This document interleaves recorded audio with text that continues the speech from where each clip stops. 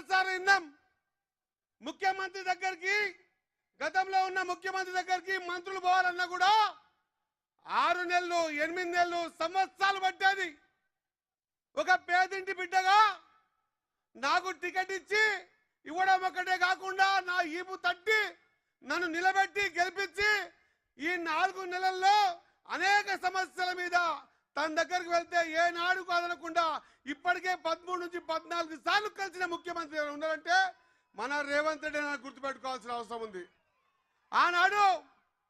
ఆనాడు ఇదే పార్టీలో 30 సంవత్సరాల నుంచి ఒక చిన్న మామూలు కార్యకర్తగా ఒక కౌన్సిలర్ సర్పంచ్గా స్థానికి నేను రాజకీయ ప్రస్థాన్ని స్టార్ట్ చేస్తే ఈరోజు నన్ను ఎమ్మెల్యేగా ఆశీర్వాదం చేయడానికి టికెట్ ఇచ్చి నిలబెట్టేటువంటి రేవంత్ అన్నకు మనమందరం కూడా రుణపడి ఉండాల్సిన అవసరం ఉంది అని తెలియజేస్తా ఉన్నా.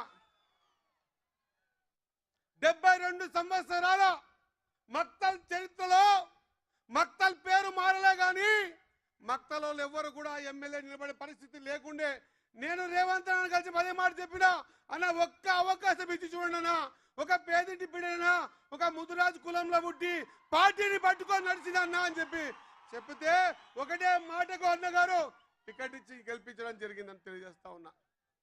ఆనాడు రాజశేఖర రెడ్డి గారు చర్చల్లో మాట ఇచ్చిన మాట బీసీడీ కంచి బీసీఏ చేస్తా అని మాటిచ్చి ఆ రోజు ప్రయత్నం చేస్తూ ఉంటే కొన్ని అనివార్య కారణాల వల్ల ఆగిపోయినాయి.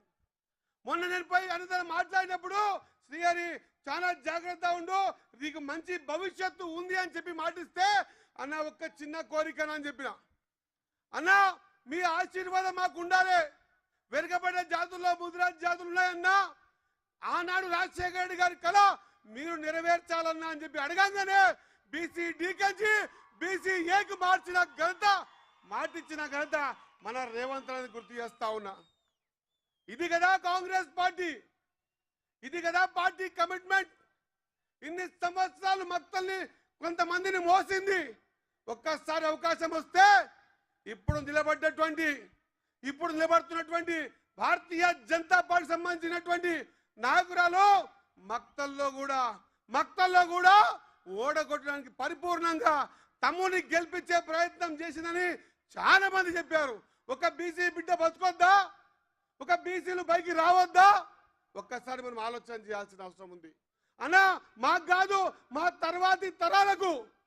తర్వాతి తరాలకైనా ఈ బీసీడీకి ఏ సర్టిఫికేట్ కావాలంటే క్షణమైన ఆలోచన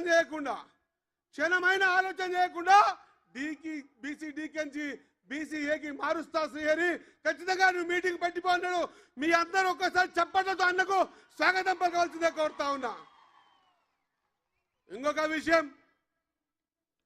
విషయం ఒక కోరిక కోరిన అన్న, ఆనాడు నాన్పేట మక్తల్ కలిసి ఉండే, కానీ ఇప్పుడు నాన్పేట మక్తల్ 2 కాన్స్టిట్యూన్సీ అయినా ఆనాడు ఉన్నటువంటి నాన్పేట కొడంగల్ ఎత్తిపోతల పథకమనా నీళ్లు మక్తల్కి తీసుకుంటున్నామన్నా, దయచేసి మక్తల్ పేరు యాడ్ చేయాలని చెప్పి గజిట్ అయిన తర్వాత కూడా కోరుకుంటే శ్రీహరి నువ్వు అడిగిన దాంట్లో అర్థం ఉంది.